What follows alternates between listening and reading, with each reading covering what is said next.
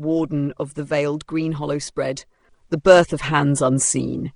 In an age long swallowed by the creeping roots of time, there stood a garden unlike any other. Hidden in the bosom of the elder woods, it was a place of delicate beauty, where trees wove canopies so thick they turned midday to twilight, where petals unfurled only in moonlight, and where silver-barked trunks whispered to one another in the tongue of rustling leaves.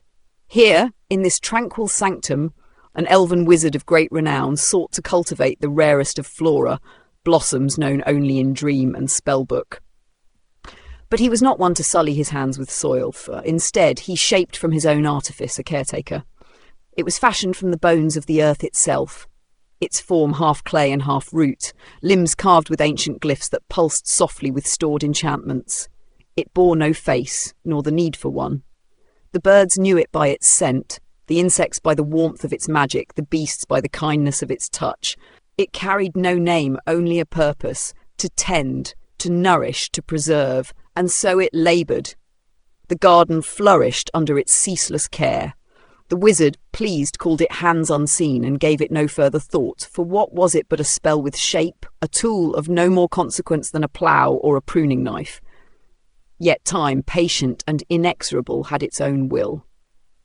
The awakening of the keeper, a century passed, then another. The wizard left, as elves often do, carried away by the tides of their long, weightless lives. The garden, with its automatron, remained. Without a master's voice, it did not falter. The trees had become its teachers, the rivers its companions, the wind a chorus that hummed songs into its hollow frame. And somewhere in the slow turning of ages, something within the autonomic system stirred when it took action for those it saw unable to survive without the aid of another. The first flicker of self was small, imperceptible.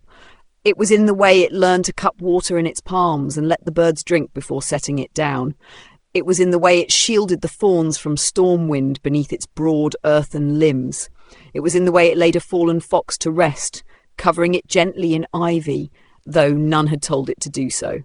Compassion is the mother of soul, and one day when the morning fog coiled between the trunks like breath made manifest, hands unseen stood among its trees, listening, and knew itself apart from them.